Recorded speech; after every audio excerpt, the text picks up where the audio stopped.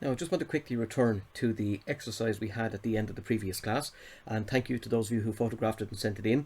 You can check your answers now, along with the rest of the class. We're going to check our answers to make sure that we've got these conversions correct. So the first one is convert each of the following to centimetres. Now, if we're going from millimetres to centimetres, if you remember from yesterday, from millimetres to centimetres, that means we're going to bigger units, so therefore there will be less of them. So we're going to be dividing by the number of millimetres in a centimetre, which is 10. And again, if you take a look at this little chart here, from millimetres to centimetres is division by 10. So therefore 750 millimetres will be 75 centimetres. Okay, 3 metres to centimetres. You're going from big to small, so there's going to be more of them. That means you're going to multiply, and you're going to multiply by the conversion factor between metres and centimetres, which is 100, because there's 100 centimetres in a metre, and that means we're going to end up getting 300 centimetres. And then the last one, 2.75 kilometres.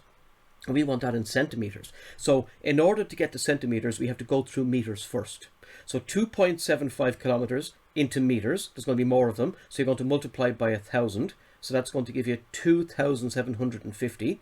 And then you're going to multiply, 750, and then you're going to multiply by 100 again, in order to get it down to centimetres, because there's 100 centimetres in a metre, and that will mean adding 2 more zeros, so you end up getting 275,000 centimetres in 2.75 kilometres. So I hope they're okay.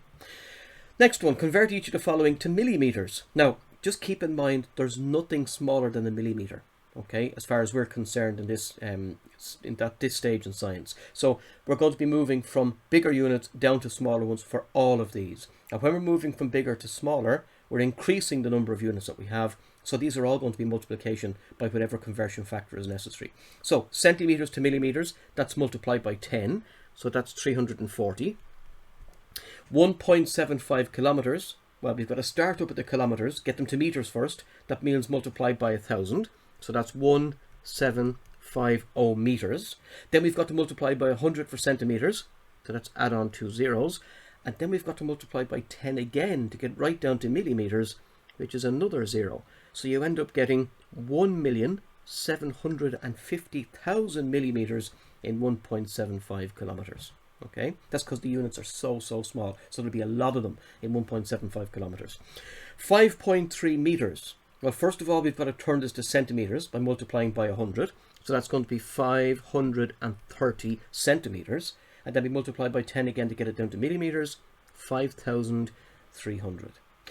Okay, part 3. Convert each of the following to metres. Now, metres is up here. There are 100 centimetres in a metre, and there are 10 millimetres in a centimetre, and there are 1,000 metres in a kilometre. So we've got to remember those conversion factors. If I want to go from millimetres to metres, I'm going from small to big units, so there's going to be less of them. So the first thing I do is I divide by 10 to get to centimetres, so that'll give me 50, and then I divide by 100 in order to make sure that I get to metres, because there's 100 centimetres in a metre, and that's going to give me 0.5. Okay, so just be careful with that. 80 centimetres. Now we want to get this to metres, so there's 100 centimetres in a metre, so we divide by 100 and we get 0.8. And lastly, 6.85 kilometres. There are 1,000 metres in a kilometre, so therefore we're going from kilometres to metres. So we're going to smaller units, which means we're going to have more of them. That means we're going to multiply by 1,000, 6,850 metres in 6.85 kilometres. Okay, and the last one, convert each of the following to kilometres. Now, there's nothing bigger than a kilometre as far as we're concerned here at this level of science. So in this case, all of these are going to be divisions. We're moving to the biggest unit. So when you're going from something small to something big, you use division.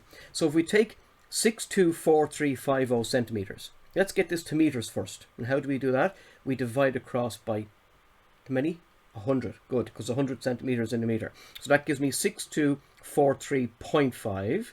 And then we're going to divide by 1,000 to get from metres up to kilometres, which is going to bring it back 3 spaces, 6.2435 kilometres. Okay, and these are, I suppose, the more difficult ones. Now we have 1756500 millimetres. In other words, we have 1,756,500 millimetres, and I want to get that to kilometres. So the first thing I do is divide by 10 to get it up to centimeters. That knocks off a 0. Then divide by 100 to get it to centimeters. That brings it up 2 more spaces. And then divide it by 1,000 to get it up to kilometers, which is 1.7565 kilometers. And lastly, 2,750 meters divided by 1,000, because there's 1,000 meters in a kilometer, and that gives me 2.75 kilometers. So it is important that you know how to change from all of these different units of measurement, be it from the standard meter to something smaller or bigger, or be it from something smaller or bigger to the standard unit. So just remember how to change each of those.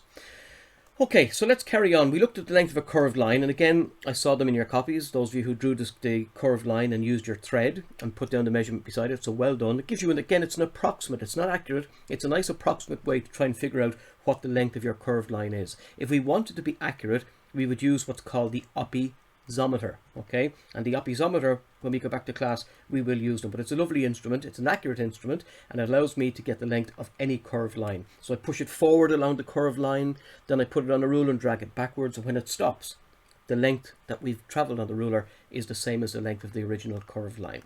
So we're going to take it up from there, and I'm going to move on. I'm just going to fly up here because we've looked at this already. I hope you've watched the video. Measuring other lengths. Now, what is it then? What's outside the ruler? What's outside the oppisometer? Well, take, for example, a golf ball. If I asked you to measure the diameter of a golf ball, could you use a ruler? Well, I suppose you could argue that you could. You could hold up the golf ball and put the ruler over it, and you might get an idea as to what the diameter is. But again, would it be accurate? And the answer is no. Because when you're dealing with a sphere, a ruler is not the best object. A ruler is great for straight lines, but it's not good for solid objects. So could we use an oppisometer? No, because the oppisometer would only go around the outside, and that would give me the circumference, okay? If I want to get the diameter, the line that goes right through the middle of the golf ball, I would have to use something else, okay? Or if I said to you, work out the diameter of the test tube, that's the widest distance of the little test tubes that we use in school.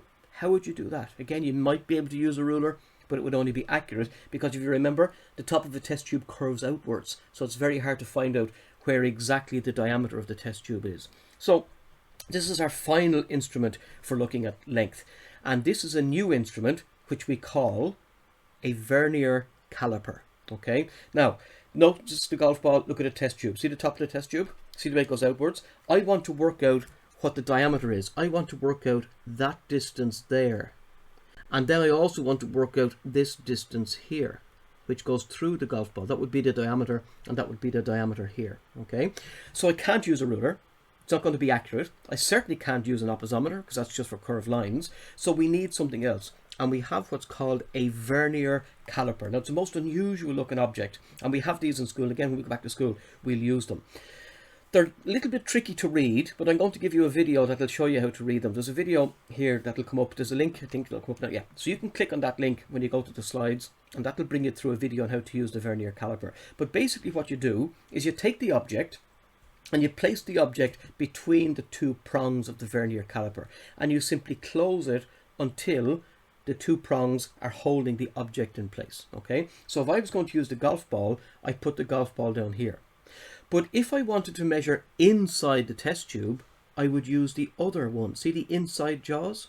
I'd use those. And those inside jaws are used to tell me how wide the test tube is on the inside. If I want to measure the outside diameter of the golf ball, then I use what's called the outside jaws, okay? And when you open and close the jaws, you get a reading here in this little window. And when we read the window, it'll tell us exactly what the diameter of the golf ball is, or it'll tell me what the internal diameter of the test tube is going to be. So remember the name, it's a vernier caliper, and a vernier caliper is used for measuring the external diameter of a sphere or the internal diameter of something like a test tube, or maybe a cup, or maybe a very small, even your pen. The pen is so narrow you could actually measure the inside of a pen using a vernier caliper. If the vernier caliper has jaws that are small enough to fit, but that's what the vernier caliper is for, okay? We're lucky that we don't have to know too much detail on how to read these things, but the video is very important. Do look at it and make sure that you can understand what they're trying to tell you in terms of how to use the scale and how to read the measurements of, for example, the width of a golf ball or the internal diameter of a test tube. Okay, let's move on to mass. Now, before we actually deal with this in detail, the word mass, we haven't really come across it before, but the mass of an object refers to the amount of matter that is in an object. Okay, it's what you're made of, it's what you're composed of. And obviously, the more matter that you have inside you, the heavier you're going to feel. So there's a confusion between mass and weight. People think they're the same thing, and they're not. Mass is what is inside you. Weight is how gravity pulls you down onto the surface of the earth. Okay, so when we're talking about mass, we're talking about what's inside, the amount of matter that is in an object. And that's the definition of mass, and you've got to remember that. The mass of an object is the amount of matter that it contains. It's as simple as that. Okay, so it's the amount of matter that an object contains. So if you look at this diagram here, obviously you can tell that the larger weights, as we call them, will have more mass in them, so therefore they will feel heavier. The ones down at the bottom have less mass in them, so therefore they will feel lighter. So the heaviness of an object is related to the mass that is in the object, because what we do is we work out the mass, we multiply it by the pull of gravity, and that's what gives us the weight. So from now on, when you're at home and you're talking about the weighing scales, they're not weighing scales, they're mass scales, because they measure in grams and they measure in kilograms. Okay, so keep those two units in your head. We use a mass scales to find this measurement. Now, at home you've got mass scales that you stand on, and it goes up and it says whatever it is. It might say 62 kilograms, or it might say 48 kilograms, or 82 kilograms, or whatever. All right. But if I wanted to measure how heavy a cup of sugar was, I certainly wouldn't be using the scales that I would stand on. I would use a digital scales, and you have these in your kitchen, and I'm going to be getting to use the digital scales in the kitchen in a little while, just to try and measure different things to make sure that we understand what mass is. Okay, but it's a digital scales, and we have them in school. I have them on my bench over against the wall. Very, very high precision ones. They're the ones I have to use for Leaving Cert Chemistry, so they're very delicate machines and they're finely tuned. But the one that's in your kitchen is the one that would measure in grams, and it might actually measure in pounds and ounces. And again, you can change them to measure in different units, but we're sticking with SI units. Okay, so we're going to be using grams and kilograms and milligrams. They're the three that we're going to be talking about in relation to mass. Mass can be measured, as we said, in kilograms. So a bag of sugar is 1 kilogram. So if you take a bag of sugar in each hand, you've got 2 kilograms. Okay, so it's a standard packet of sugar. That's always 1 kilogram of sugar. When you buy the rectangular piece of butter, that's what they call a pound. Okay, now that's the old measurement. But if you look at the side of it, it's 454 grams. So 454 grams is 1 old pound. So we're not going to worry about pounds, but it's almost half a kilogram, because it's almost 500 grams. Okay, and there's 1,000 grams in a kilogram. So again, we'll talk about conversions in a few moments. You have down here that the kilograms, the grams, or the milligrams are used depending on what you're using. So for example, if you go to the doctor with an infection, the doctor is going to tell you to take antibiotics. In those little tablets, there's a tiny amount of a very powerful chemical, which we call an antibiotic. Okay, in fact, it is so small that it has to be measured in milligrams. When we go to the shop and we buy sugar, we're buying a lot of it, so we measure it in kilograms. And then when we're dealing with buying fruit like grapes or oranges or apples, we deal with grams. So it all depends on the size of the object that you're dealing with, what units you're going to use, or what size units you're going to use. If something is very, very small, you're down to milligrams. If something is quite big, you're up into kilograms. And if something is in the middle, like half a cup of water or half a cup of sugar or whatever, then you're dealing with grams. Okay, and we'll show you how to interchange between those in the next sentence. So remember, 1 kilogram is 1,000 grams, and 1 gram is 1,000 milligrams. Now, I'm going to ask you a question. If 1 kilogram is 1,000 grams, and 1 gram has 1,000 milligrams, how many milligrams are in a kilogram? Okay, I'm going to give you a quick way to cheat. How many grams in a kilogram? 1,000. How many milligrams in a gram? 1,000. So what you do with these two here is you keep the 1 and you put the zeros together. 1, 2, 3, 4, 5, 6. So 1 kilogram is actually equal to 1 million milligrams. Okay, so it's a nice little way to cheat if you can remember. 1 kilogram is 1,000 grams. 1 gram is 1,000 milligrams. So therefore 1 kilogram is 1,000,000 milligrams. So that'll give you the idea. The milligram is quite small. And usually milligrams are used when we talk about vitamin tablets, or we talk about antibiotics, or we talk about medicines. That's normally where you're going to see milligrams. Salt as well. You're only allowed to take a certain amount of milligrams of salt in your diet per day before it becomes dangerous. Likewise, vitamin C. You only take a certain number of milligrams of vitamin C in your diet before it can actually do any damage to us. So we've got to make sure that we keep the number of milligrams correct for the human body to work properly. So, as I've asked you already, think how many milligrams in a kilogram?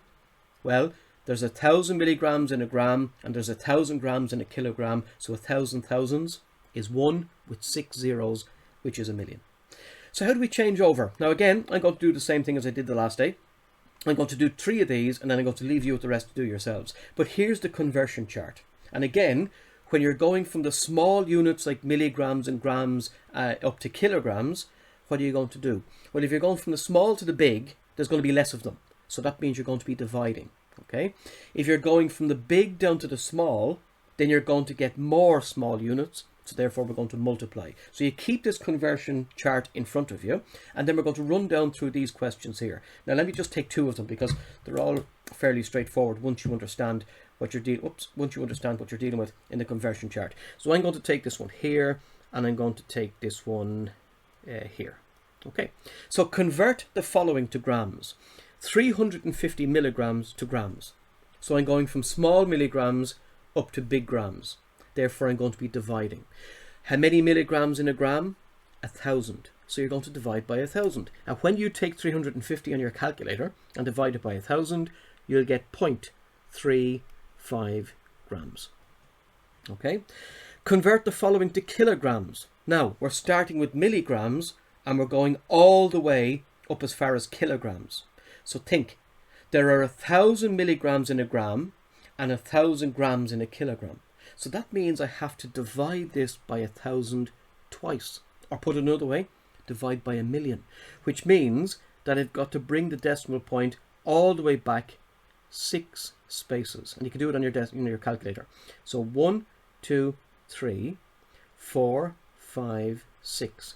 0.01753 kilograms. And again, you can try that on your calculator yourself. I'm going to leave you with the rest of those to do. So I'm going to leave you with the second one of part 1, the first one of part 2, and the last 2 parts of question 3. Okay, and then we'll come back the next day and we'll take a look at those. But I'm going to carry on because I haven't covered very much today. So I'm going to leave you with those to do, and then we're going to take a look at time, because time is a nice unit. Time is outside our control.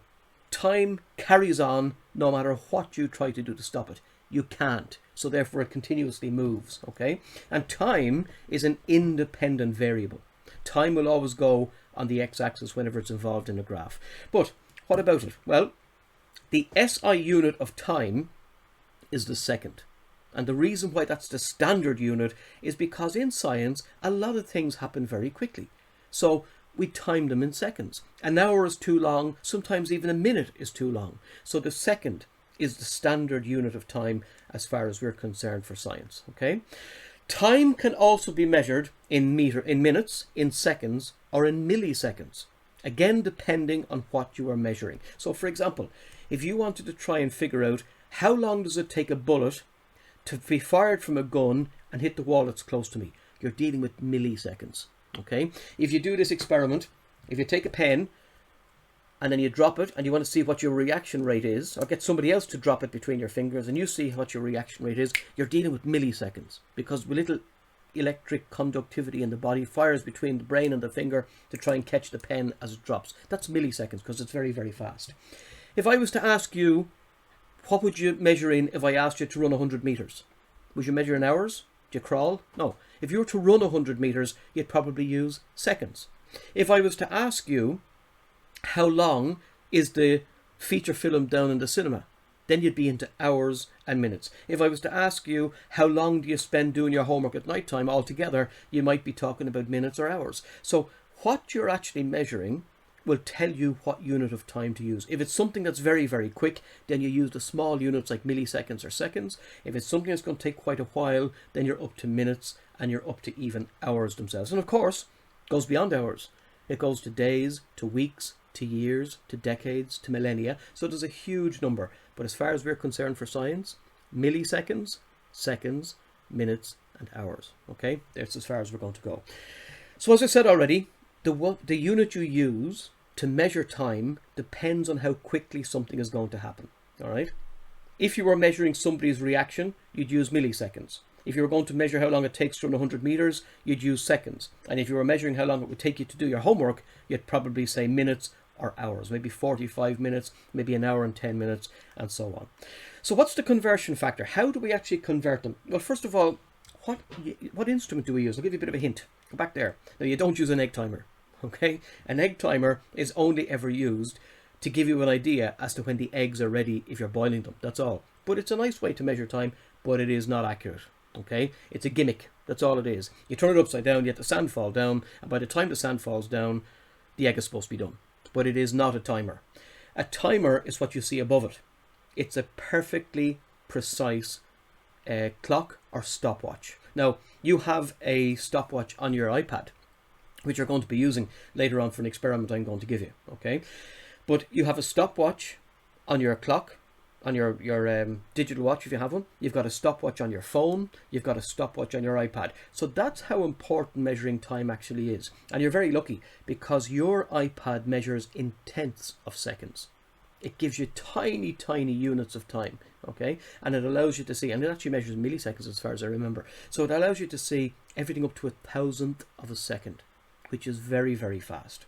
Okay, so in the lab, when we wish to measure time, we use a stopwatch. Now, the ones that we have in the lab are ones that have buttons like this. You start them with the green, you stop them with the red, you reset with the black, okay?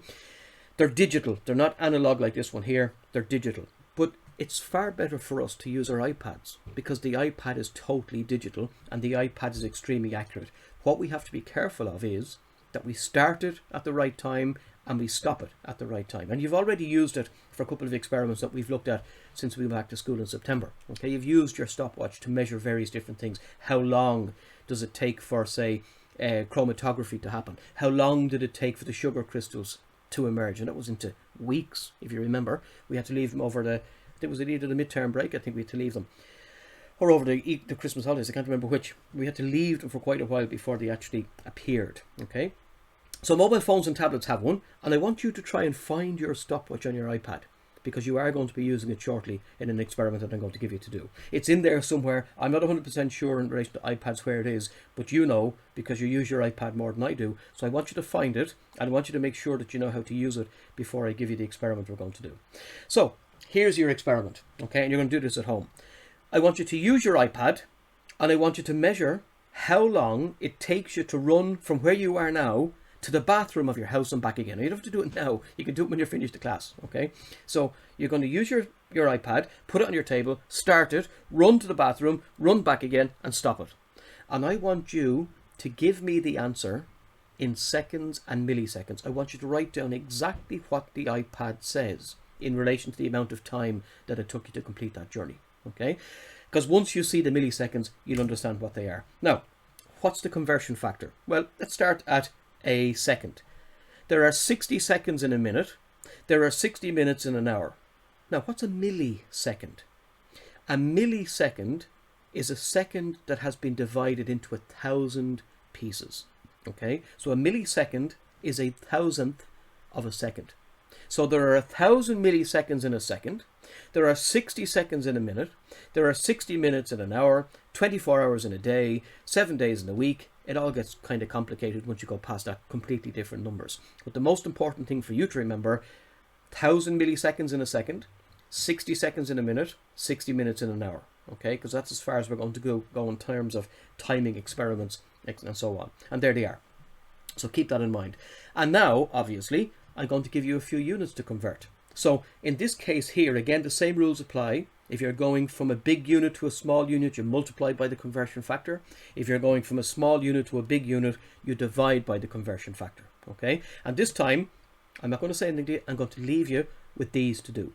Okay, so these conversions that you have there, the minutes to hours and minutes and seconds and hours, I want you to try and do them yourself. just using the conversion factor that's there. Try and use that conversion factor to do the 9 questions that are there in terms of converting units of time.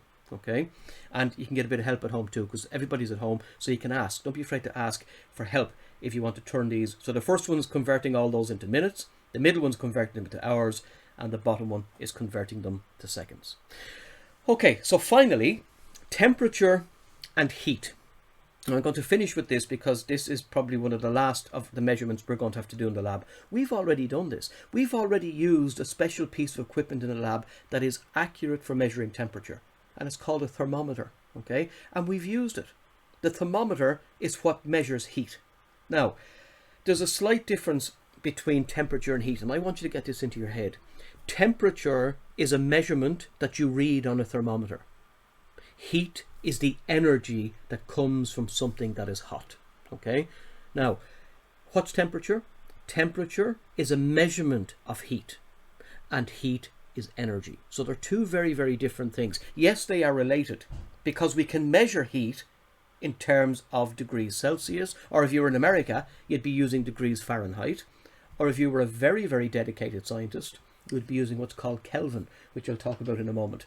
And Kelvin is what we in Leaving Cert use to talk about temperature, because Kelvin is a different scale. It's a scientific scale that makes more sense of the scientific world than degrees Celsius or degrees Fahrenheit does. So what's heat?